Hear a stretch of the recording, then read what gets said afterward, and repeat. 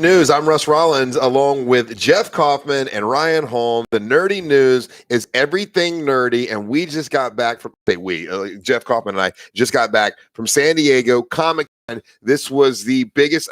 Thank you so much for taking me. By the way, Big City Comics, took us out to this is the biggest comic book thing in the world, and it did not disappoint. It was everything you said it would be, Jeff. Now you're in the booth for, I was in the booth for 5 days. You got 2 days in the booth. Yeah. I mean, normally selling locally where people know you in comparison to selling, in San Diego where, these people didn't have a clue. Yeah. I had 20 people, I think, show up that wanted to say hi and listen to the show. But yeah, it's much different than the experience we had when we did MegaCon here in Orlando or Spooky Empire. One of the things where listeners stopped by and they wanted the comic book because they listened to the show.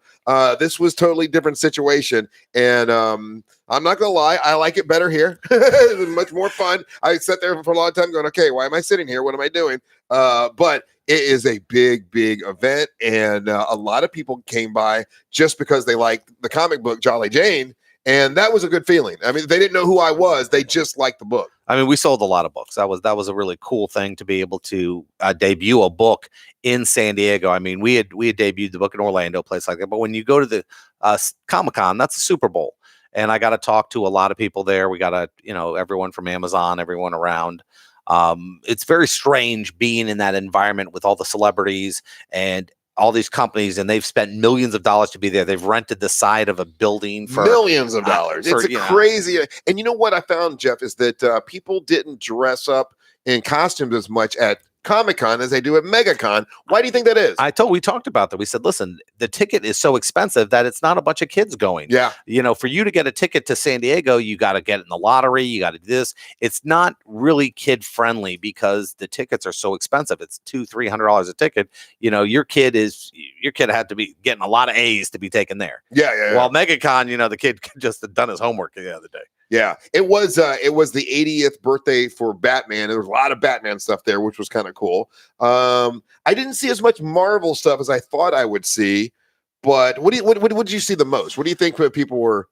I didn't get around as much as I would like. What I noticed is that people were more involved in the independent shows. They were thinking about The Boys. They were thinking about Game of Thrones. They were thinking about their shows more. Game of Thrones stuff. Yeah.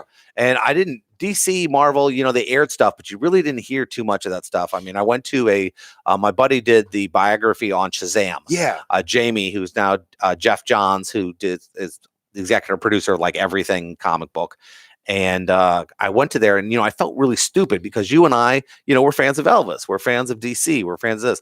I didn't know that Shazam played such a big role in Elvis Presley's life. Well, yeah, Elvis loved Shazam, and that's where he got the lightning bolt for taking care of business. Yeah, the kid who plays Freddy. Yeah, he was into that Freddy character and patterned his hair after him. That's got funny. The lightning bolt after him.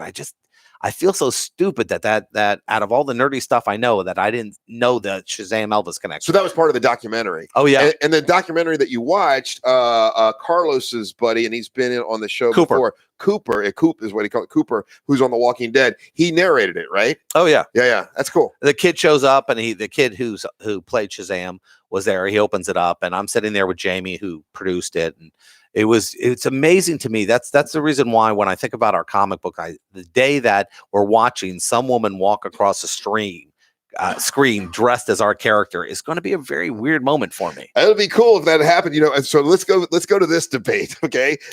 This is the is something a hobby debate. Explain that because my wife came along. Mary Ellen, Russ's wife came. Mary Ellen is one of the sweetest people in the world. Yes. And when both Russ and Mary Ellen drink a little, they get a little loose, and they something gets said that maybe shouldn't get said. And Mary Ellen, in the middle of us talking about nonsense, looks over me deep in the face, puts an arm on my shoulder. Her head was swaying a little bit, and she goes, "Jeff, we work the money issues out here, and there's no way you sell enough comic books for us to break even. How long do you think this hobby can continue?" Oh. Well, you know what she was saying to me right before, he goes, I feel bad, like he's not selling that many comic books to pay for our flights and everything. How can we do this? And she's like, it must be a hobby for him. I said, don't say that. And then she goes over to you, goes, Jeff, thank you.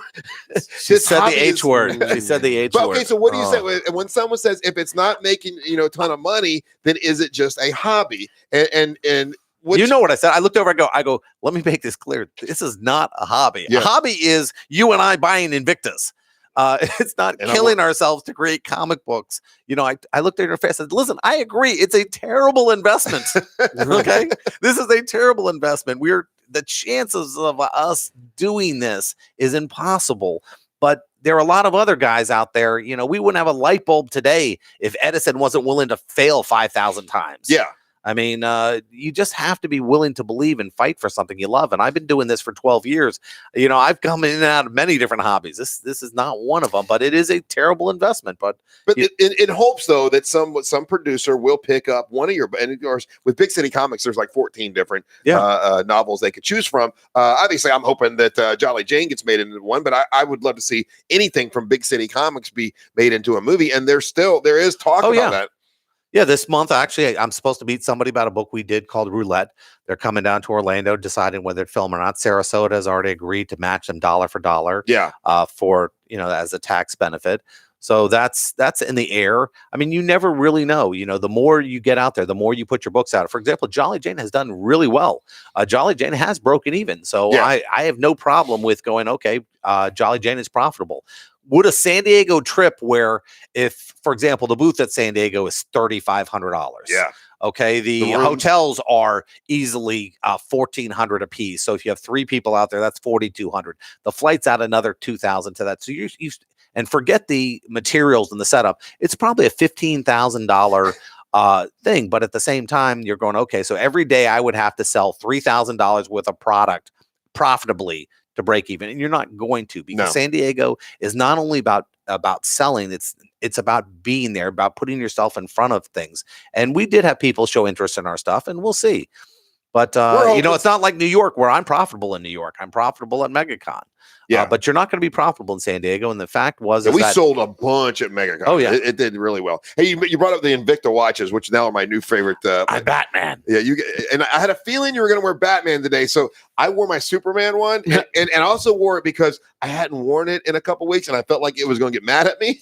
So I have this weird thing where I got to use if it's just sitting there, and I got the 2 cases, and Mary Ellen very rarely walks in. I've got this whole room where it was like my changing room, and I have my two cases are set out, my Invicta cases. They're yellow. They look like something. They look like scuba things, like a scuba thing, or like a nuclear weapon might be in there, like a yellow Hummer kind of a thing, And I got my Invicta watches, and I don't know why, but it makes me feel like they're even more special because they have special, close up things for them. And so Mary Ellen walked back to look at it, and she looked at the 2 boxes. She's like, I know, it was pretty funny. But do you have? Isn't it just like a big plastic case though? Big plastic case, yellow case that holds 3 watches. So I had to get 2 cases because I only got 6. Yeah. Do you keep them out like on your dresser? Yeah. And I bet she loves that. But every morning I have to, unlock them, to see which one I'm going to wear today. What goes with the, I love the Invicta watches. You got to get a little puff of smoke that does it too. Oh, if I could do that, I would. All right. So if you were going to have an Invicta watch, Ryan Holmes, which one would you want? The Joker, I guess. Oh, right. Why would you want that one? Because I'm a comedian. He's a comedian. That's what you do. Yeah. He's a comedian in the new movie. God damn, I was hoping you'd say one a lot cheaper so I can surprise you, but I ain't getting it. Hey, let me make it clear. I'm getting the Joker before you get it. You ain't getting the Joker. Oh, okay. I didn't know. I was hoping you'd say, like, I don't know, like a Deadpool or someone, Oh, they have Marvel ones? Yeah, they got Marvel ones. That's a Franklin. That's not happening. I will only wear DC because I'm weird and I feel like I need to be loyal to one thing. That's just me. But then there was many more Marvel watches than there are DC. No, really? I'd take an X-Men one. X-Men? Which one? It's like the X-Men are a bunch of them. Which one? Oh man, like Wolverine. Do they make a Wolverine? They gotta make a Wolverine. I'm trying to think. They do. I haven't seen a Wolverine. They do have an X-Men, but it's lame. It looks like just like a blue X. Oh, so I'm not into that one. I'm trying to. I can't really buy into that like I would want to. Okay. So I think. Are you looking them all up, Ryan? Yeah, I'm just seeing they got a ton of these things. By the way, one of my favorite parts about last week was we do the nerdy news on the Monsters of the Morning. By the way, we want y'all to listen to the Monsters of the Morning, Real Radio 104.1 every week right here in Orlando. And one of my favorite parts about last week is we're doing this nerdy news, right? And Carlos leans over and touches Jeff Kaufman's phone and turns his phone into one of those things where it looked like he was a puppy dog or something. And, Yeah, it was so distracting that he couldn't do the show. I was looking at it because I had floppy ears and its stars are going off. I'm like, Carlos, come on, man. Just kind of like right now where Jeff is so right now it's distracted because his Facebook thing isn't working. It didn't work. And people are tagging me going, you dummy, fix the camera. And I don't see that the camera was bad until it's bad. And then I feel like a moron. Are we live on YouTube as well, Brian Holmes? No, I'm just messing with you. No, yeah, we're live on YouTube. We're ready to go. We got people in our chat room right now. Oh, do you? If they have any nerdy questions, we can get to that. As far as kind of nerdy stuff, there is a new show out on Amazon, and it's called The Boys. And if you have not seen it and you like nerdy stuff, you got to check it out. It is definitely more adult than other comic book movies. It's serious. It's a serious show. Yeah. I mean, I love it. I think it's fantastic. Yeah, I'm gonna try this.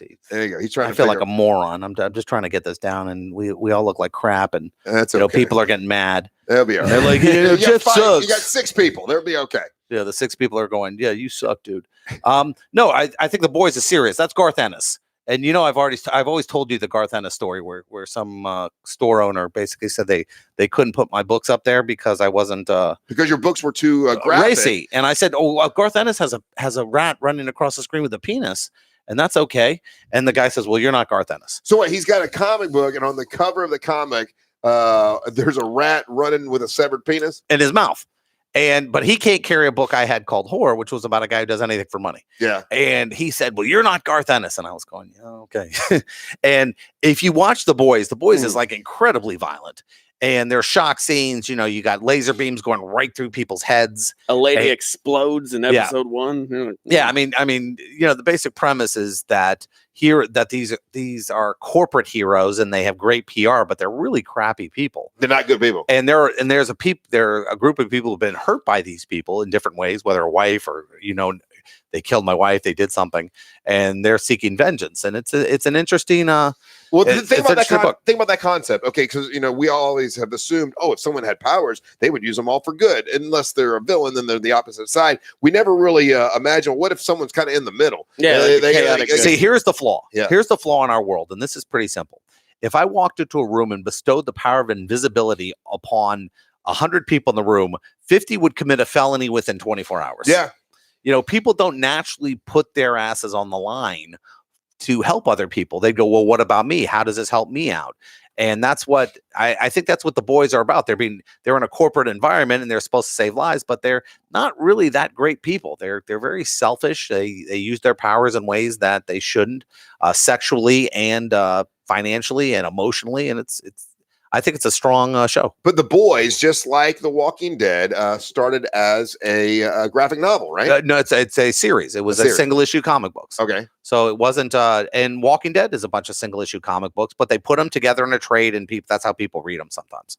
So that's why some people go from the graphic novel blank, even though there was issue 1, 2, 3, 4. Just regular 22-page floppies. What other television shows actually started as a comic or as a graphic novel? Oh, there's so many of them. I mean, you're talking about the WB has 6 shows: Flash, Supergirl, sure, Legends of Tomorrow, Arrow. They have what's all the one with the R on it, the Archie thing. Riverdale. I mean that kind of Riverdale was comic book. Mark Waid is a writer who took that book into a dark area, and then Riverdale came out. So they said, oh, this is the dark version of Sabrina the Teenage Witch. Now is a really dark show. Was that a comic? Oh yeah, yeah, okay. Yeah, like Richie Rich. Sabrina in the Archie universe. Yeah. I mean, when you look at this stuff, you just kind of like go, okay, this is good, this is bad. I'm personally amused by all of it. And you and I have this argument all the time because you're a DC guy. Yes. I'm both. But we know my favorite character. I know who your favorite character is. Yeah. And you think you're right.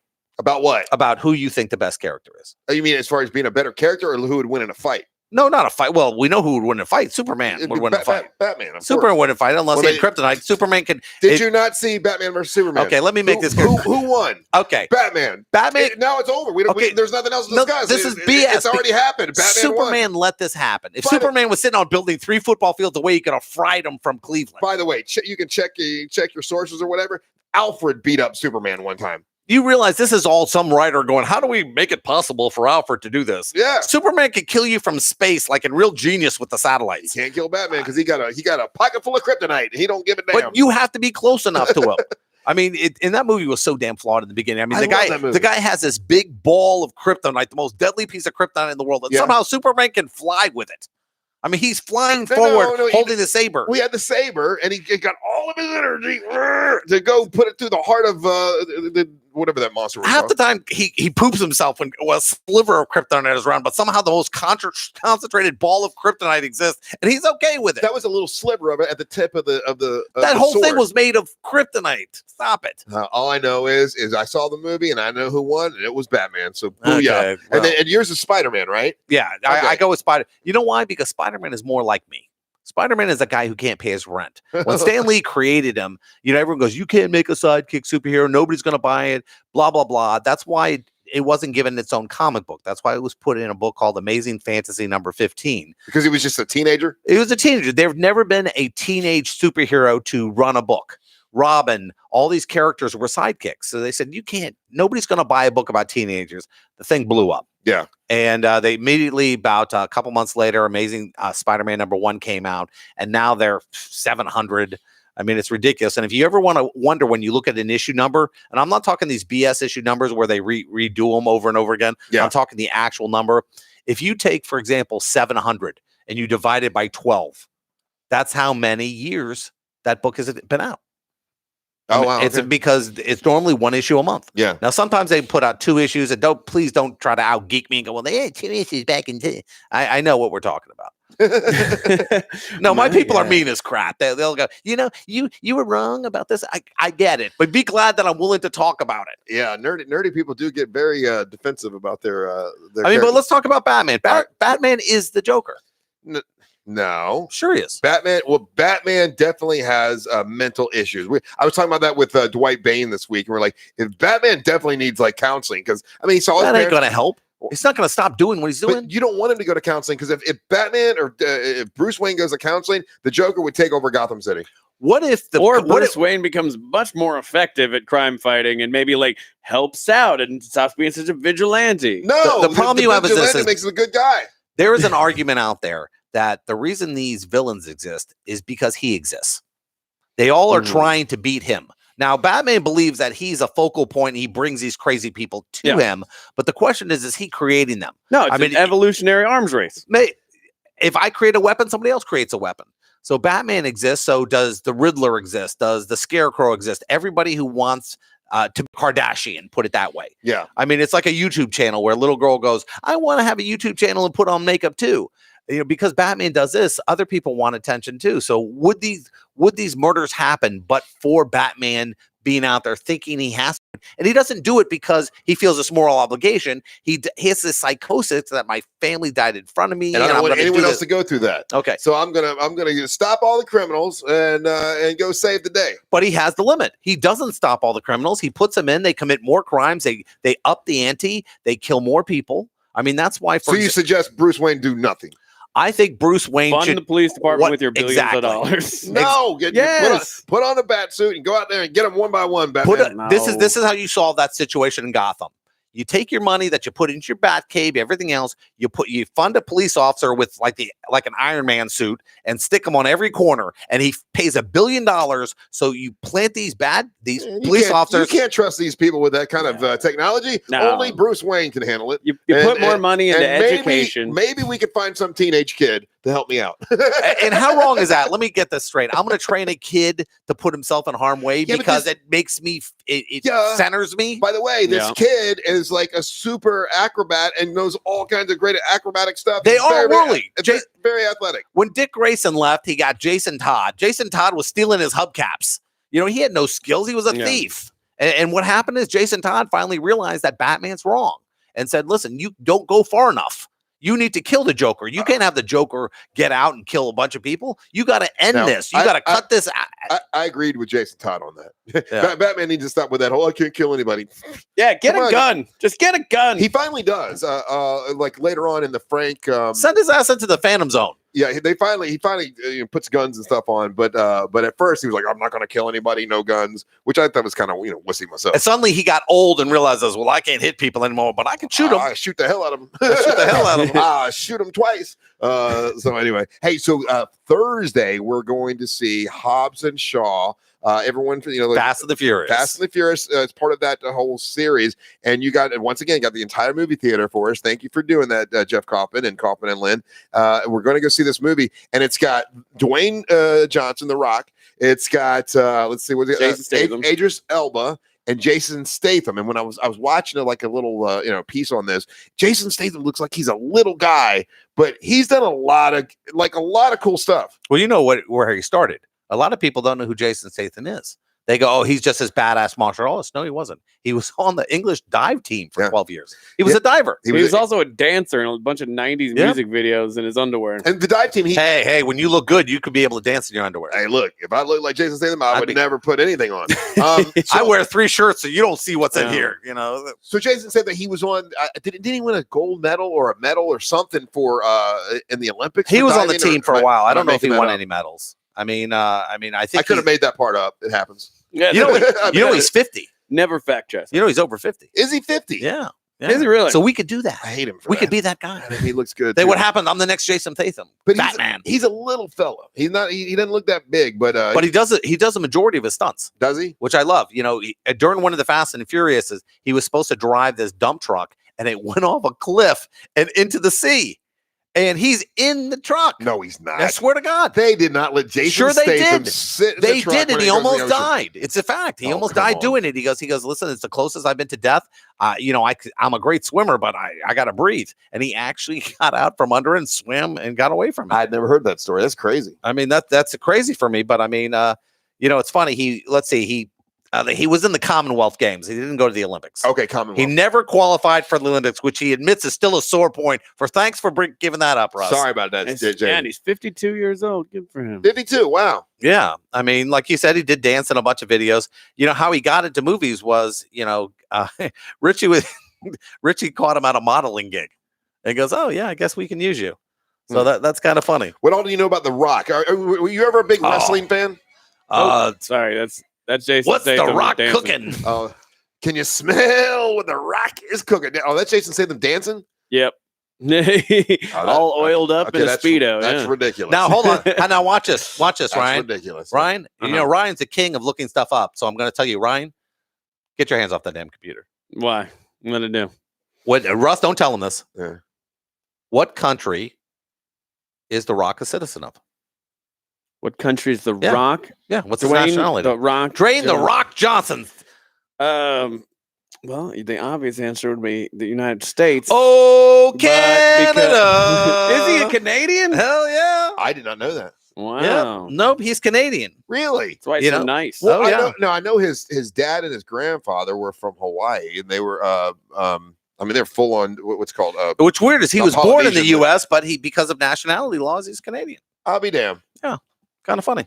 Samoan. He's Samoan. Yeah. So it's funny. Somebody asked me, "Is Samoan a race?" I'm like, yes. I don't know. Is that what it is? Yeah. It's a race? Yeah, it's like being I guess it's a mixed Asian Polynesian blend. Buddy of ours, Mark Marrow, was in the ring with him for his very first match. That was one of his tag team partners. Wow. For the first and when The Rock first wrestled his very first match, he totally screwed up because one of the things they teach you in wrestling is where the hard camera is, and that's the camera. Like I'm looking at the camera right now, and you're supposed to point to the camera when you're talking in the ring and everything. Well, he totally screwed up, and he was pointing to the other side, so they had just the back of his head. So he made a big rookie mistake on his very first match, but he did win, and of course, they became one of the greatest. I mean, really, who's a bigger star right now than The Rock? My son, my 13-year-old autistic kid, is like Dwayne Johnson.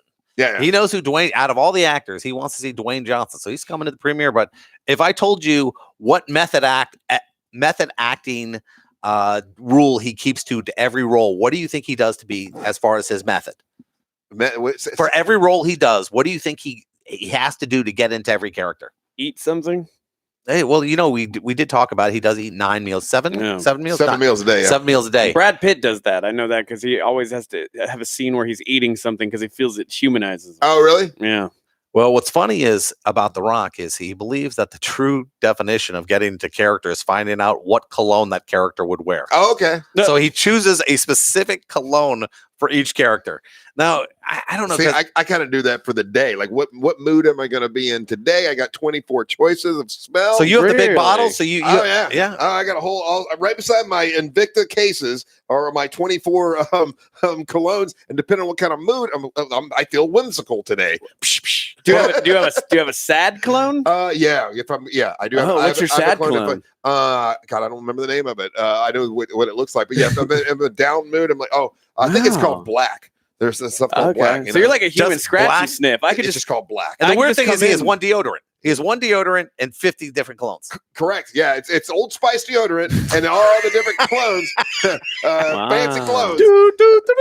If I'm feeling really like it's sexy time, I use that cologne from Johnny Depp, the Johnny Depp cologne, Suave or whatever it's called. You should bring that in. We should do do that for a bit to see, like, if you bring in like 5 or 6 colognes and we try to figure out what mood that cologne is for you. Oh yeah, we can do that. Yeah. You know, one of his only movies he regretted? The Rock. Yeah. The one where he fights a building. Scorpion King. No, that was his first one.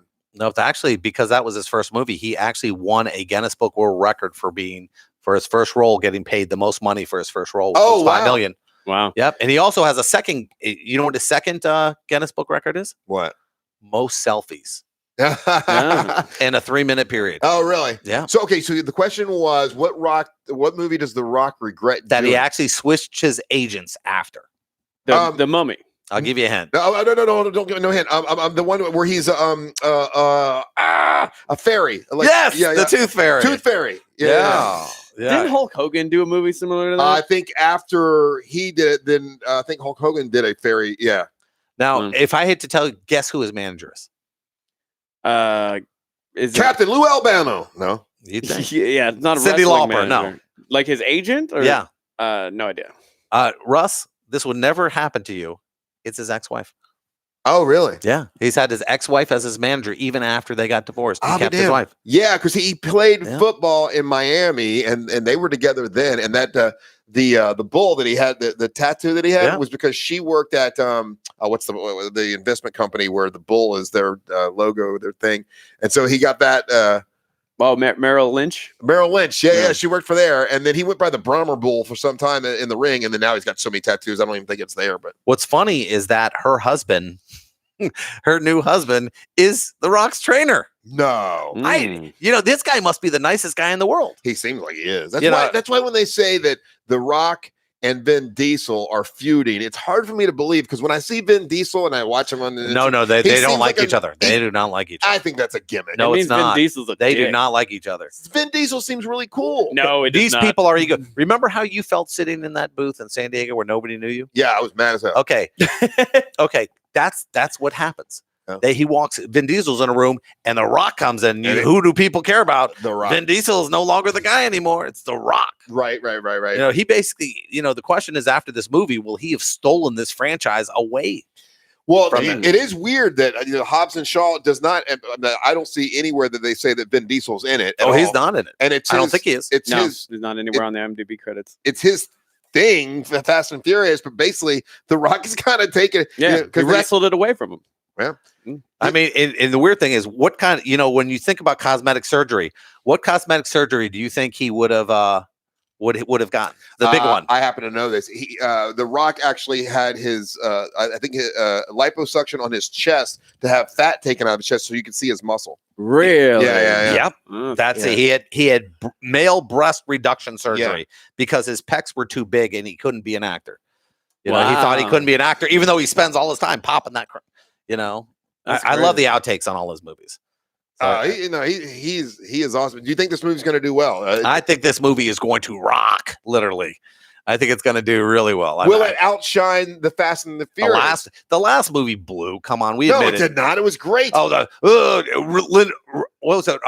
Ronda Rousey I mean, come on, that fight scene No, could have. that wasn't the last. Was that the one before it? Oh, it was painful. There was another one. They run the one from the top of the Dubai from one floor to the other floor, which was the building. No, the last one was with the girl that was like one of the prettiest women in the world, Charlize Theron. And they use all the trucks to block them from a nuclear bomb. Is that the one where the sub comes up out of the? Yeah. Okay. That one was awesome. So you're their demographic. You're definitely their Right. demographic. I mean, look, when you're watching it, you know it's for fun. None of that stuff could happen, but it's fun to watch it, go down. I mean, I like the comedy about it. I like when certain characters act a certain way and it's funny and everything else. It got boring watching Vin Diesel look at what's it, Rodriguez for I love you, no, I love you, no, I love you. Stop it. Yeah. Let's just blow stuff up. You, my family. Oh yeah, the Fate of the Furious. That's that one. It's they said family like a ridiculous amount of times. You're my familia. And you know what I like though? And that one, that was great. That was one where they go to Cuba and they decides to race that guy and he's almost going to lose the race. But you know what he does? He stops the car, throws it in reverse, and then is able to win the race and going backwards on fire. That's badass. That's what I'm talking about. Man, this franchise has been going since 2001. It is almost 20 years old. I mean, I look at some things the other day and I'm looking at, when we talk about the nerdy news, we talk about the weird stuff that goes on and what we consider nerdy. And would the Fast and the Furious be considered nerdy? Is that considered nerdy? I don't know. It's a tough. It's When you have the essentially Rock with the superhero cars. eyebrow. I mean, the eyebrow's working. I mean, their characters. I mean, how far is the Fast and the Furious away from A cartoon. a comic book? Right, they're It's- Transformers that never transform. You're right. Yeah. I mean, well, I know Angel, who is on our show, by the way, for those that don't listen to the Monsters, Angel's a producer on our show, and he loves it for the cars because the cars to him are like part of they're like stars of the movie. So is that nerdy to like muscle cars? Probably not. I mean, I think there's a lot of nerdiness in there. I think when you look at things and you start seeing that you start rooting for heroes and villains. I mean, it's a very the hero and villain concept is really a nerdy, out there kind of concept. I mean, really, when you think about it, we're rooting for something that is obviously unbelievable. Yes. So we're putting ourselves into a fantasy situation. Is James Bond a considered nerdy? No, I don't think it is. I mean, it was Spider-Man nerdy. Hey, Well, yeah. question. Sure. Damn it. I just lost my train of thought. Question. What was my question? What was my question? Here's your question. What was my question? I got a question from the YouTube show. Oh, yeah. What you got? The Greatest American Hero is asking, do you guys have any more characters up your sleeve? Oh, we got characters. Yeah. Well, for Jolly Jane, we definitely do. And I'm not going to say anything, but yeah. And a lot. And Lizzie Borden. Okay, no, we can't say that. damn it. Did we say that? You can say it. Okay. You would believe that. Lizzie Borden is one of them, but there are other characters, and I will say this: that I have researched it, and every character that's about to come up in the upcoming thing, they're all based from reality. They're all real serial killers that lived at one time, and because some of that stuff that they did, you can't make it up. It's crazy some of the stuff that these real serial killers did. So yeah, there will be definitely a bunch more characters. I know what I was going to say. Damn it. Okay. I was thinking about Star Wars, Star Trek, and rooting. And you said rooting for someone. And I am rooting for Star Trek to not be produced by or directed by or written by at all. What's the guy's name? Tarantino. Quentin Tarantino. I hope he doesn't even touch it. I don't want him to come near it. Why? Because you're mad at this last movie? I'm mad at the last movie. This Once a Time in Hollywood. I hated it. It was terrible. It's not that it sucked. He sucked. did something that I might believe is unforgivable. What's that? He pissed on our boy. Oh yeah. He totally tries to make Bruce Lee look like a douchebag. He made Bruce Lee look like an absolute douche to make Brad Pitt look good. And if I was Brad Pitt and I was reading that scene, I said, "Are you crazy? I am not going to. You're making that's like me punching Stan Lee in the face. Yeah. Are you crazy?" But was Bruce Lee a douche? No. I've never heard that. Never heard that he was full of himself. He was focused. He was focused. He was intense. But he didn't like pick fights. He didn't do these things. And trust me, he didn't get beat up by stuntmen. Yeah, no stuntman was going to beat up Bruce Lee. But as a fan of Bruce Lee, I watched the movie, and it happened in the first, a half hour. One from column A, one from column B. And it happens, and I'm like, now I'm pissed. I mean, Bruce Lee's dead. You're making him look like a douchebag, and you're saying he got beat up by a stuntman. That never happened. So I hated it. And then I'm like, oh, please do not let him remake Star Trek. And his daughter was Stanley's daughter is livid. No. Bruce Lee's daughter. Bruce Lee's daughter. I'm sorry. Stanley and Stanley's Bruce Lee, daughter is two different guys. Wait, They're not both related? people I No? love. Okay. You know, Both people you love. Yeah, they think they're related. I think somewhere. I grew up loving Bruce Lee. I don't know why. But all the kids all liked him. We pretend to do kung fu like Bruce Lee. He wasn't a poser. I'm not saying that the actors now, action heroes now get groomed into it. I remember when, suddenly it was like Michael Keaton is Batman. I'm like, is he an action hero? Because action heroes for us was like Stallone, Schwarzenegger. They were physically big people that you could see being superheroes. And then suddenly you go, okay, we're going to take this good actor and now he's a superhero. And Bruce Lee had these skills. He had these abilities. When you saw these great martial arts movies, he was doing these stunts. He was doing these kicks and these fights. And that's Enter the Dragon, where he grabs the cobra. He was actually bitten by the cobra. They'd take him to the hospital and give him the antivenom. But then they go back and he actually catches the cobra. Yeah, Bruce Lee was a true badass, and in this movie they clown him so much, and that made me not like the movie at all. Yeah, sometimes when they do that they're rewriting history, because there are a lot of people who have never seen a Bruce Lee movie. Yeah, they've heard of him and they go, Tarantino showed that he was a bad guy, so he must be a dick. Yeah, that's not going to happen. I don't support that. And I didn't think Tarantino could do a movie without using the N word and the F word, like all the time. Those words were not used that often in Once Upon a Time in Hollywood, but so I guess he could make Star Trek without using the N word and the F word. But I just don't. I don't know, man. I hope he doesn't mess up something I love. I don't know what's going to happen or not happen. I was upset about that. The new Star Trek movie. Trust me. After this movie's bombing. Which one? The one he just did with Brad Pitt and. No, it was his high. It was $48 million. It was the biggest opening he's ever had. The biggest Tarantino opening ever. Which. I don't know. Well, you're talking. He got beat by. It was 41 million. 41 million domestically. Yeah. Okay. Worldwide, he's not gonna kill it in China. And trust me, Bro, they're not opening this movie in China where they badmouth Bruce Lee. Hell no. And that's where their second highest box office could have been. I didn't think about that. When that's released in China, they're gonna be mad as hell. They might not release it. They might go, we can't do this. Yeah, they'll revolt. They're taking a dump on Bruce Lee, one of the greatest Chinese. Really? I guarantee next week nobody's going to give a crap about Once Upon a Time. How about we bet on this one? $8 million next week. They'll fall from 41 to 8 because they're going. Lion King is still at 76 million in their second week. They've blown by $1 billion already. And Fast and the Furious, Hobbs and Shaw opens up. Hobbs and Shaw. Cobbs and my Shaw. son. It's my son's doing it to me, Jacob. My son Jacob. I want to see Hobbs and Hobbs. Let me tell you something funny. So I'm sitting there talking to Mary Ellen about going to the movie, and she's like, "I want to go see that movie. It's good. It's got the Rock, Jason Statham, and Idris Elba." And she's like, "What's it called again?" I said, "Hobbs and Shaw." She goes, "Do you think he'll be mad?" I'm like, "What? If I start calling Jeff Kaufman Hobbs, hobby." Wait a second. Hobbs. That's The Rock. Oh my god. Oh, she's in trouble with me. She's in trouble. She made me two meatballs to get over calling my thing a hobby. You can't buy me with meat. You can buy me with meat anytime. I know you can be bought with meat. You can't buy me with two meatballs. Hey, I call what Jeff does for the last 14 years a hobby, but I give him two meatballs. It was spicy meatball. It was a spicy meatball. I want to do a parody sketch of this and do like Calvin and Hobbs. Yeah. And then get it just I'm painted in tiger face and riding around. Oh, somebody just said that at the same time. That's funny. Oh, look at you. You have a bond. Yeah, we're best friends now. Yeah. Thanks, you two. Does he have a beard too? I don't know. Okay. But that movie's going to plummet. I guarantee it won't do 100 million in the US.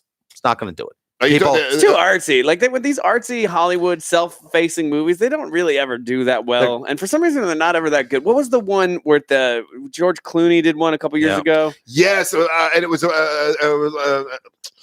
like a Greek or a Roman thing. A Roman, yeah. It was God, that was horrible too. Is that the one where he was the hitman and they were going after him still? He was like retired and then he shows up and then somebody tries to kill him. I don't know. It wasn't Caligula. It was what I'm still amazed at this Avengers. It still made $1 million domestically last week. Still going to see They're Avengers. still going to Avengers. $856 million domestically. Hey, we brought this up after you left the show Hail today. Caesar, Hail Caesar. Yeah, it was terrible. Horrible movie. We're talking about, what did you just say? Damn it. Avengers. Avengers. Oh yeah, it's going to come out on DVD. When Right. it comes out on DVD, will they add in that extra 6 minutes that Yes. we missed? Yeah, Okay, they'll probably do the director's Eric. okay. The problem is I haven't seen it yet, and it's because I just don't have 3 hours. No, and I want to have 3 hours, but the first one I liked it, but we were sitting there. It was like, okay, it's 3 hours. I don't know if I could do the 3 hours again. And yeah, but something cool did happen though. Do you know Guardians of the Galaxy? Mm-hmm. The comic book, a friend of mine, Coates, writes it, and they got permission from David Bowie's estate to name the ship the Bowie. Oh, really? Yeah. So the new ship in Guardians of the Galaxy will hopefully in the movie will also be called the Bowie. What's the name of the ship normally? Do you know? I don't know. Yeah, yeah. I hope it would be Bowie McBowface. Bowie McBowface Would be much better. Man, Hobbs and Shaw is almost 2.5 hours long itself. Oh, Two is and a it half really? hours. Yeah. Ooh, that's I'm a lot of stuff late. blowing up. Best stuff for the first hour. Tell your wife to bring the pillow. No, she says she'll be awake for this one because they're all so sexy. Look at how big these guys are. Yeah. I'm gonna be sitting there. I'm gonna be going, and Jacob goes, all Jacob might, as he said, I keep saying this, so when you understand, Jacob goes, Jacob, get a microphone. You're not talking. Oh, And he goes, Jacob, get a microphone. So he might actually have to do a little speech at the beginning of it, and I'm sure it will go. If you're happy and you know it, clap your hands. oh that's That'll funny. probably be that'll probably be somewhere down the lines of what he's going to do because he's planning his whole. I'm sure in his mind he's worked out this scenario a million times. Oh, really? And, oh, that's hilarious. Yeah, because I'll hear it. Jacob, get a microphone. And that's Jacob, what you're not getting a microphone because I never know what he's going to say. Because he might even throw the microphone because I've seen him do that once. Uncle and that's all I Ross. need. What happened? I got sued. Jacob took a guy out with a microphone. Every time he sees me, though, he remembers to say, he says the same thing. Uncle Russ, stinky Walmart. Stinky I'm like, what up, dude? He gives me a high five. He's great. See, I think what he does is he realizes the true humor in the world. And he finds it funny. There's no moral compass. There's no nothing. If it's funny, he thinks it's funny. Like he goes at the Walmart and the guy in front of him stinks. He thinks that's funny. There's something about autistic children. They're just love. They're it's just love. Like I don't know. Maybe he does get angry. Maybe he does get mad or whatever. But I've never seen an autistic kid get upset. They're usually just like, well, they get upset when you screw with their routine. But Oh. normally they're very focused on what they're interested in. And that whole line, if you met one autistic kid, you've seen one autistic kid, and that they're all different. Yes, they're all different. But spectrum. normally there's some kind of things they're focused on at the time, something they're able to focus on, something they're thinking about. And if you throw them out of that, that's when things get a little rough. Hey, so listen, if you want to get any of the graphic novels from Big City Comics, all you got to do is go to bigcitycomics.com. That's bigcitycomics.com. They're all great. Of course, I only helped to write Jolly Jane, but there's many others that Jeff Kaufman has written. If you want to get Jolly Jane, it's available the entire first let's say episode or graphic novel. All 4 issues are available now, and we also have some cool shirts that came from Comic-Con that you'll love. Yeah, we brought our jerseys back. Each one was hand stitched. They're really cool looking jerseys. And spread the Nerdy News podcast around. If you guys can share it, we really would appreciate that. Yeah, I mean, it's not like we're talking about politics because we're not going to do that. We'll argue about Spider-Man, Batman. We'll say that Tarantino's a putz for screwing with Bruce Lee. But I mean, we're really not that political. We're just moody as crap. And if people want to get a hold of you, it's onefirmforlife.com. What is wrong with you? Damn it, the man. What is wrong with you? God, Russ. What is wrong with you? When you need us.com. I get mixed Oh up. my God. How do you get? We can edit that out. Oh my God. He kills me. It's He all- slays me. Can't edit it off of YouTube. We're live. What is Facebook it? live? Look at they're laughing. Everyone on YouTube's going, look what Russ did. Son of a bitch. Russ kicked Jeff right in his basement. No, you can't help it. He I can't know. help it. I'm trying to plug your business for you. I know. I don't want to leave it. When you need us.com. It'd be like McDonald's. Hey, how's that Burger King doing? What? My God. Did you get the Whopper? That's a Big Mac, you moron. Damn Okay, it, man. no, I'm good with it. Just don't call it a hobby. I was so nothing about that sounded right, and I was just like, How did you? It's the second time you've heard it. yeah, I It's know. like a terrible joke the second time. but it's just like you don't expect it, and you're like, huh, all right. We're going to McDonald's. No, just as a reminder, our nerd of the week was the city council for New York for giving Stanley his own street in the Bronx, and it's called Stanley Way. And we could only Stanley wish we Way. lived our life in the Stanley Way. So let's all live our life Stanley way. Stanley Way. All right. Thank you guys so much for listening to the Nerdy News. And make sure to share this if you can. And check us out on Real Radio 104.1 every Wednesday. Jeff Kaufman's on with us for the Nerdy News. Thanks.